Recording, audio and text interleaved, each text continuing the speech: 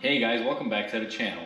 So I recently made a video using this tire showing you guys how to do a plug patch and a plug on a tire. And I covered all the aspects from inside and outside, even though on the plug repair you don't necessarily have access to the inside when you're doing it because you're typically doing it really quickly just to get the car in and out. Now I decided to make this video here to show you guys what is repairable and what isn't. And kind of give you guys my takeaway from it because there's going to be a lot of varying opinion on this. So this tire is destined for disposal, even though it has a lot of life left into it. A customer of mine came here a couple days ago, took this off his car because he hit the sidewall, so there's a huge gash in it and it's not repairable. So what I'm going to do next is I'm going to grab my drill, I'm going to grab a screw, guys, and I'll show you what is repairable and what is not repairable. So we're going to go ahead and do that today. Now before we go ahead and begin, guys, if you guys haven't subscribed to the channel, hit the subscribe button down below. Definitely smash that like button because it helps the channel out. And let's go ahead and get started on today's video. So we have our tire. Now this tire does not have a rim, guys. I just kind of have it makeshift clamped on my tire machine here. And my choice of screws for inserting into this tire to kind of show you guys what is repairable and what isn't is just going to be the short sheet metal screw. This is the type of stuff we run into here in Chicago when it comes to repairing our tires.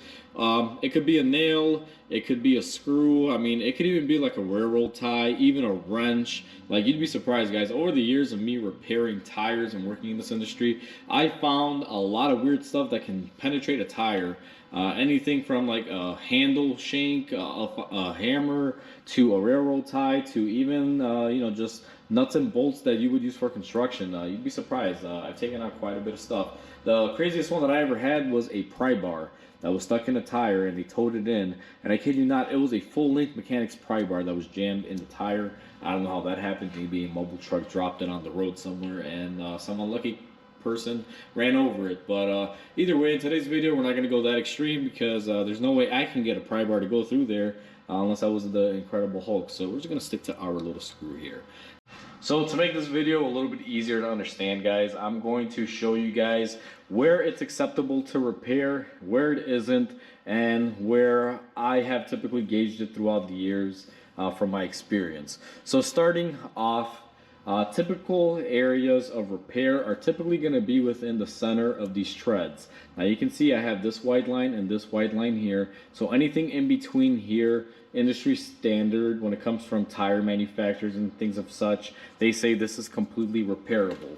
So to kind of help you guys out with this, if I were to take this screw and put it right there, I can easily repair that with one of several methods and it's not an issue. So definitely a repairable area within these confines. Now let's take out our screw here, and that's a repairable hole. We know it, we're good on that one. So now that I showed you guys the repairable area by industry standard, let me show you what the industry standard and what tire manufacturers and most places that sell tires in huge volumes, they don't recommend repairing. So typically, if you're within the middle here, we talked about it, you're good to go no matter what. When it comes down to this line going outward, where you guys can kind of see I drew the X here, so from this portion going this way, most tire manufacturers and tire companies are going to say, nope, it is not repairable. Throw the tire away, you need a new tire. Now, I have a little different version on this, guys, but just to help out people here. So if a screw on this side of this tire, according to the tire manufacturers and tire companies, goes anywhere in here, that tire is junk. So right now we have just killed this tire according to them. So this is not repairable, should be thrown away, you have to get a new tire. And that's their reasoning behind it. Now here's the thing, guys, if it is on the flat portion of tread, I feel a little bit differently regarding it. Now the tire manufacturers and all these places say this is pretty much sidewall area and it's too close and you can't repair it.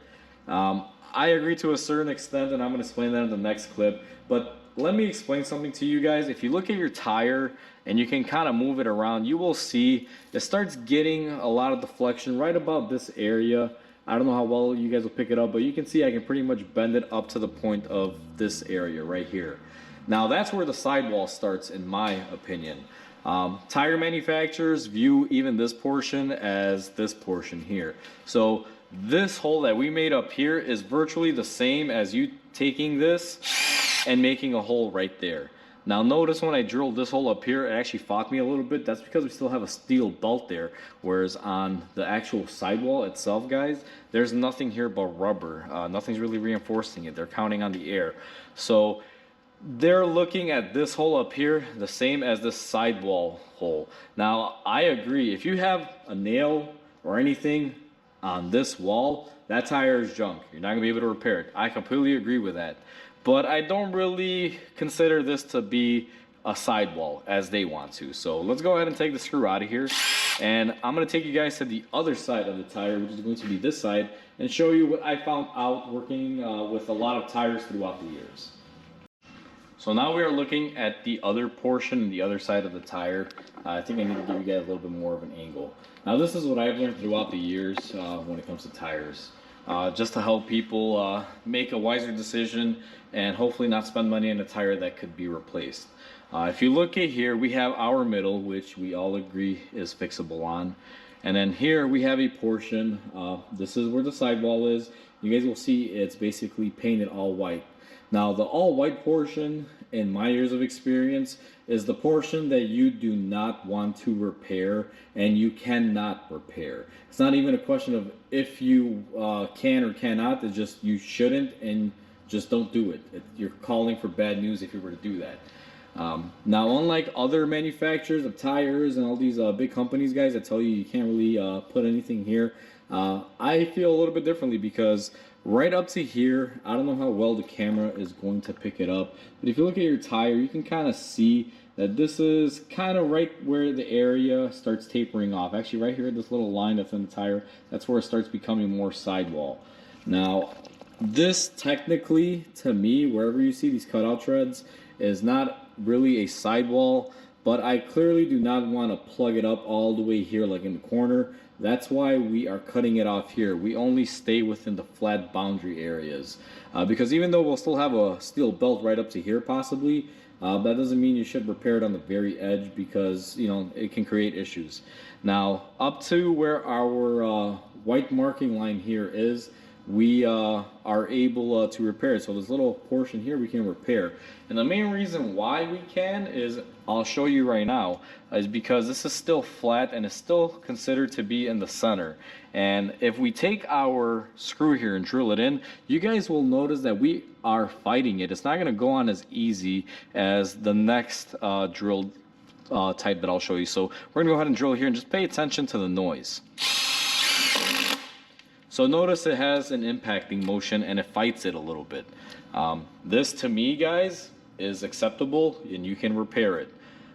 You shouldn't just use any type of repair. I would definitely recommend a plug patch in this scenario, but this is a definite repairable area. Now let's go ahead and take this off of here. And let me take you guys to the sidewall.